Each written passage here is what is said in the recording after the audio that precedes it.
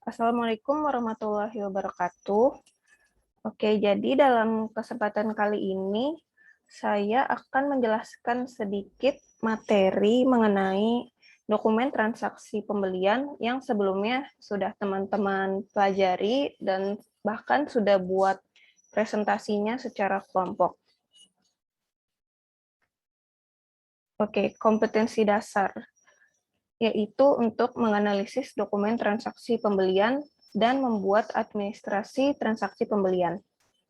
Setelah pembelajaran mengenai materi KD 3.4 ini, peserta didik juga diharapkan mampu untuk menjelaskan dokumen transaksi pembelian, menjelaskan jenis dokumen transaksi pembelian, menerapkan dokumen transaksi pembelian, menganalisis dokumen transaksi pembelian, dan yang terakhir yaitu membuat administrasi transaksi pembelian.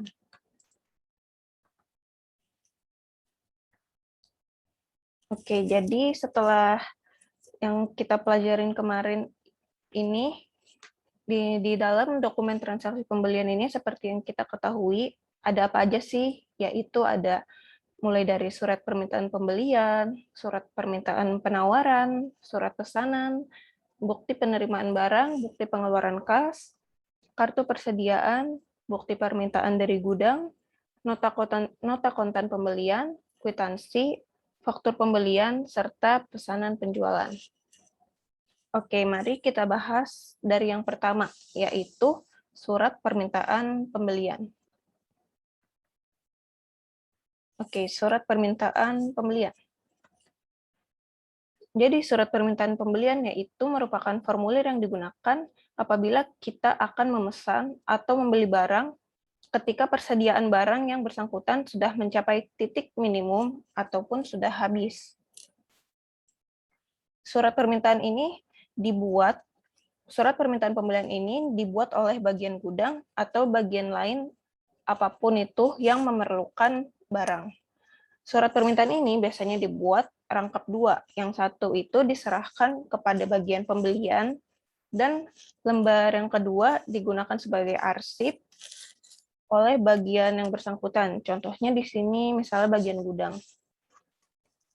Dalam surat permintaan pembelian, nah kita bisa lihat ini contoh surat permintaan pembelian. Yang pertama pasti terdapat kop surat. Kop surat ini yang bagian atas ini yaitu di mana terdapat nama toko ataupun logo toko, alamat, serta nomor telepon. Di surat permintaan pembelian bisa kita lihat terdapat nomor faktur, tanggal, dari bagian apa, dan tanggal yang diperlukan, dan keperluannya untuk apa, serta dikirim ke alamat yang dituju. Dan di dalam surat ini kita juga perlu memperhatikan yaitu jenis barang apa yang akan kita pesan, kemudian tipe, ukuran, kuantum, serta keterangan. Oke, selanjutnya yaitu mengenai surat permintaan penawaran. Jadi surat permintaan penawaran ini merupakan surat yang dikirimkan oleh calon pembeli kepada calon penjual, di mana isinya ini bertujuan untuk meminta keterangan mengenai suatu harga yang dibutuhkan atau ingin dibeli. Selain melalui surat ini, sebenarnya permintaan keterangan mengenai harga-harga barang yang kita inginkan ini sebenarnya bisa juga kita sampaikan melalui surat permintaan daftar harga. Tapi intinya surat ini sama sih. Nah, di dalam surat permintaan penawaran ini, calon pembeli, kita sebagai calon pembeli, perlu untuk menuliskan informasi apa saja sih yang biasanya dibutuhkan mengenai produk ataupun informasi umum yang dibutuhkan oleh calon pembeli. Contohnya seperti daftar harga barang, syarat pembayaran, jumlah barang, kualitas, cara pemeliharaan, diskon yang diberikan, ataupun informasi yang lainnya. Nah, beberapa hal yang perlu diperhatikan dalam membuat surat permintaan penawaran ini, yaitu yang pertama, jenis barang. Nah, kita harus memperhatikan jenis barang apa yang dibutuhkan. Yang kedua, yaitu jumlah barang yang dibutuhkan. Yang ketiga, yaitu kualitas barang disertai dengan contohnya. Yang keempat, itu potongan harga jika ada. Dan yang kelima itu seperti syarat penyerahan ataupun syarat pembayaran. Nah, berikut adalah contoh surat permintaan penawaran. Nah, di mana di sini terdapat keterangan mengenai jenis barang, ukuran, kuantum, harga satuan, serta keterangan-keterangan yang bisa kita tambahkan. Nah, di surat ini juga tertera kalimat untuk meminta penawaran mengenai barang yang dibutuhkan. Oke, selanjutnya surat pesanan. Surat pesanan ini biasa kita sebut juga dengan surat order pembelian, ataupun biasanya yang kita ketahui yaitu purchase order, yaitu dokumen yang dibuat oleh pembeli untuk menunjukkan barang yang ingin mereka beli dari pihak penjual. Surat pesanan ini atau purchase order berbeda dengan invoice, karena purchase order ini yang membuat ini pembeli dan dikirim ke penjual. Sedangkan invoice itu yang membuat penjual dan akan dikirim kepada pembeli. Di dalam purchase order ini berisi rincian-rincian penting tentang barang yang akan dibeli oleh pihak pembeli, termasuk nama produk, jumlah barang, harga, dan juga ketentuan tambahan untuk penjualan seperti diskon. Kita bisa lihat contohnya di sini, yaitu surat order pembelian. Di sini bisa kita lihat ada nomor faktur, tanggal, kepada yaitu untuk tujuan yang kita tuju, kemudian untuk pengiriman juga ada di sini. Kemudian di sini juga ada batas tanggal penyerahan, yaitu seperti syarat pembayaran. Syarat pembayarannya misalnya seperti apa dan syarat penyerahannya. Kemudian juga terdapat seperti yang di surat permintaan penawaran, yaitu jenis barang, ukuran, kuantum, harga satuan, dan keterangan.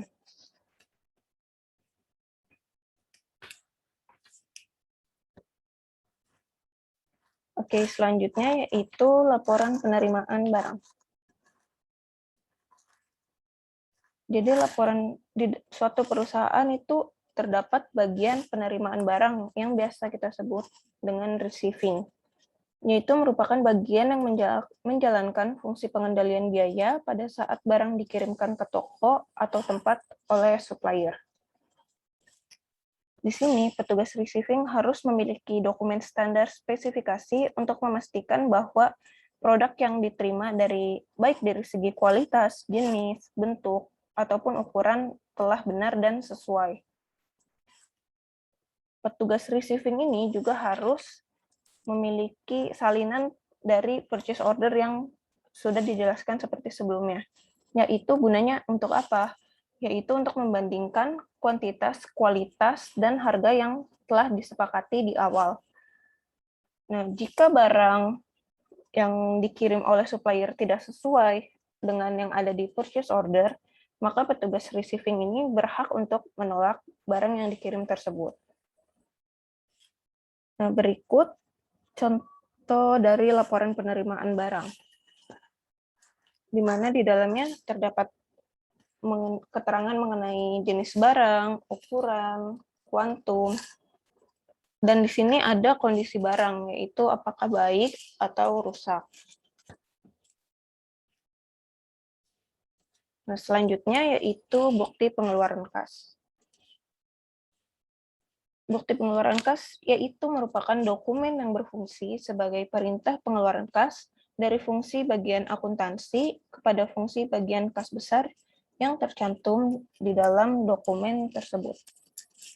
Dokumen ini biasanya berkaitan dengan kas pengelolaan kas kecil.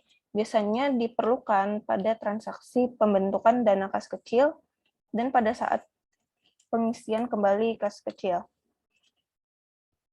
Nah, bukti pengeluaran kas ini atau bukti kas keluar antar perusahaan ini sangat bervariatif. Nah, berikut contoh dari bukti pengeluaran kas. Nah, di mana di sini terdapat nomor cek, tanggal cek, serta tanggal. Kemudian di sini juga terdapat dibayar kepada, ini untuk maksudnya pengeluaran kasnya untuk misalnya untuk PT Karya Harapan, kemudian jumlah uangnya, kemudian di sini juga disebutkan uangnya dengan huruf, yaitu misalnya 15 juta rupiah. Kemudian di sini kita isi oleh keterangan dari transaksi yang telah dibuat.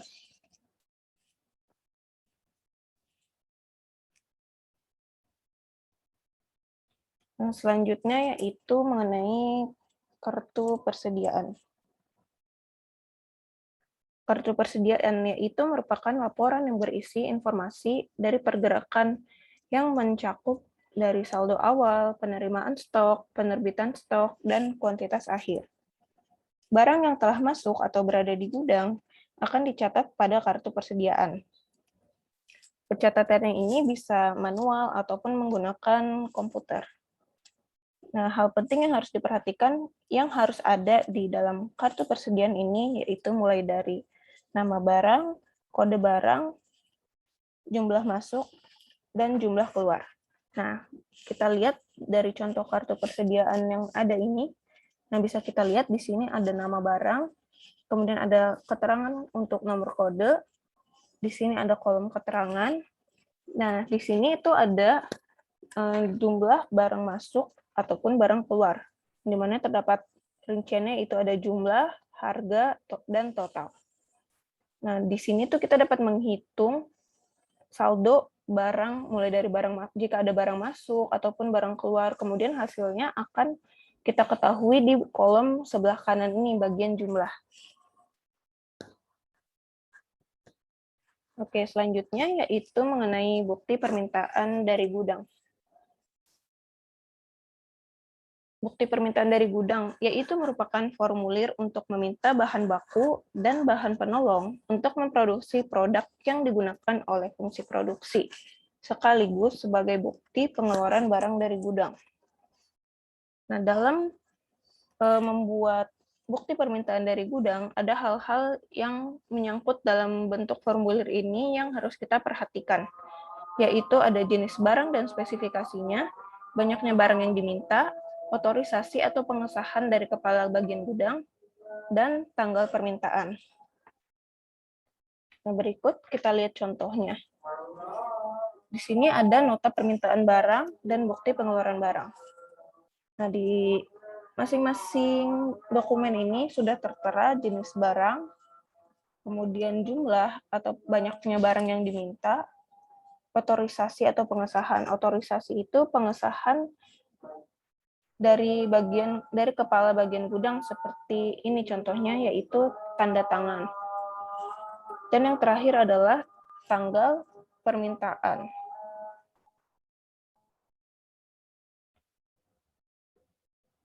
Oke, selanjutnya yaitu mengenai nota kontan pembelian.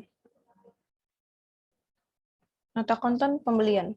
Nota kontan yaitu merupakan tanda bukti pembelian barang secara tunai yang dibuat oleh penjual dan kemudian diberikan kepada pembeli.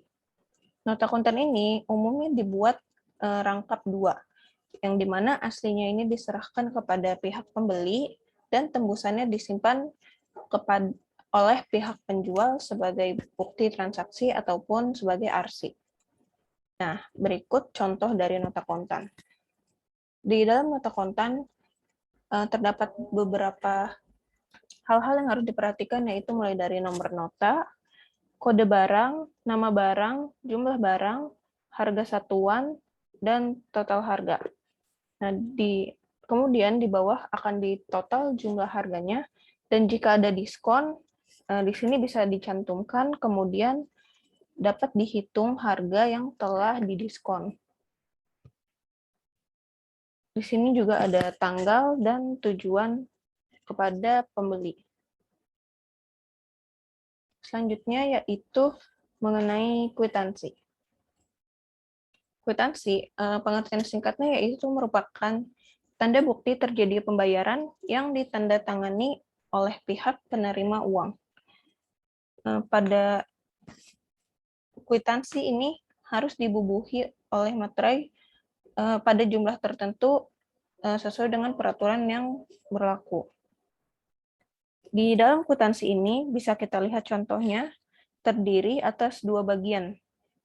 Bagian yang kotak ini kita sebut dengan sus atau source, yaitu bagian atau potongan kecil dari setiap lembar kwitansi yang ditinggal di dalam blok atau buku kwitansi sebagai bukti penerimaan pembayaran atau jasa ataupun barang yang telah dijual.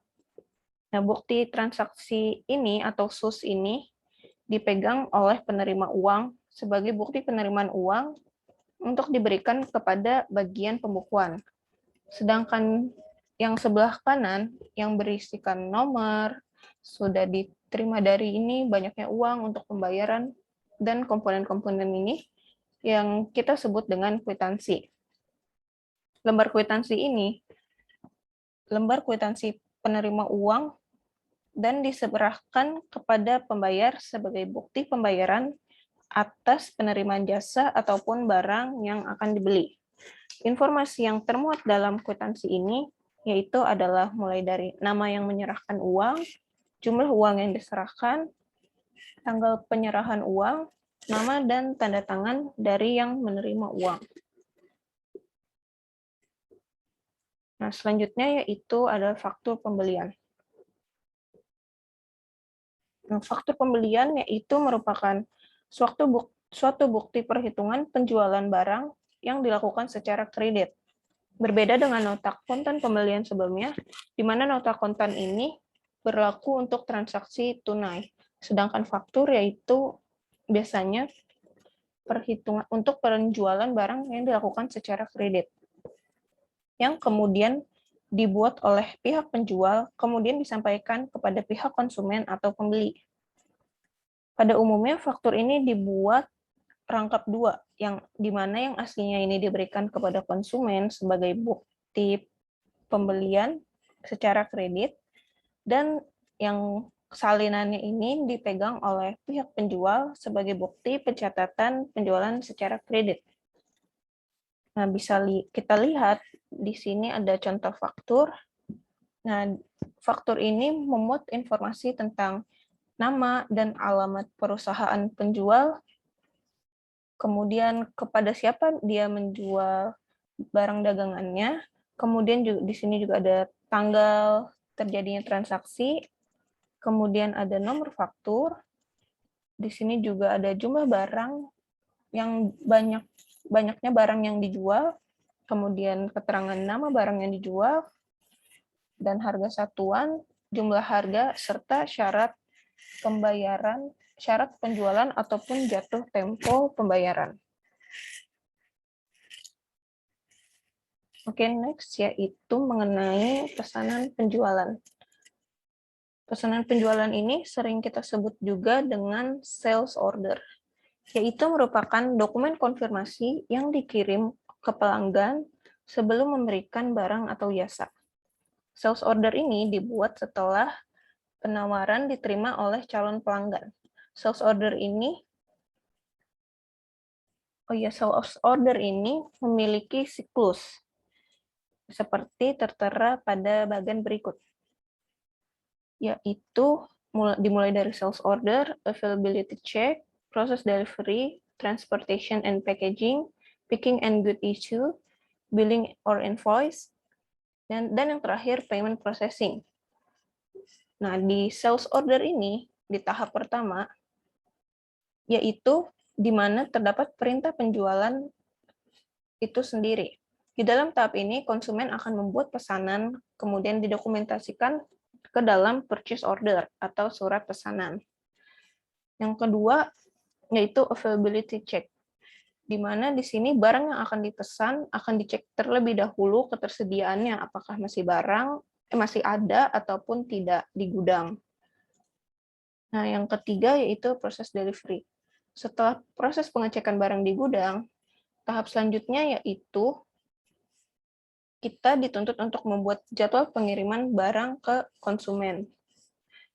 Yang keempat, transportation and packaging, yaitu setelah kita membuat jadwal kapan barang ini akan dikirim, kita harus memutuskan nih transportasi apa yang kita gunakan agar barang ini dapat sampai ke konsumen dengan tepat waktu.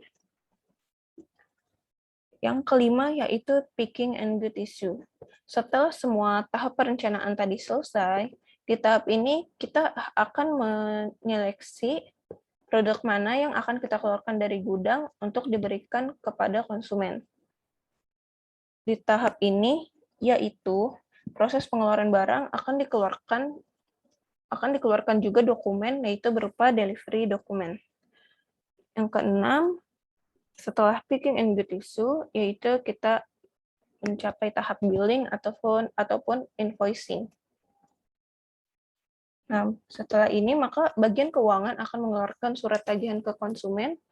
Nah, setelah surat tagihan ini diterima konsumen, maka selanjutnya pembeli akan melakukan verifikasi atas produk yang dipesannya. Dan yang terakhir yaitu payment processing. Di tahap ini, yaitu merupakan di mana proses pembayaran terjadi. Konsumen akan membayarkan kepada perusahaan sejumlah uang sesuai dengan tagihan yang di tahap sebelumnya telah dikirimkan. Nah, ini merupakan contoh dari pesanan penjualan. Seperti surat-surat sebelumnya, di sini terdapat keterangan nama perusahaan, kemudian ada identitas pelanggan dan alamat pelanggan di sini, kemudian kode barang, uraian nama barang, quantity, harga satuan, dan total. Nah, di sini tidak ada pajak. Jika ada pajak, bisa dicantumkan. Oke, sekian penjelasan materi dari saya. Semoga penjelasan ini dapat bermanfaat untuk kita semua. Kurang lebihnya mohon maaf. Wassalamualaikum warahmatullahi wabarakatuh. Terima kasih semuanya.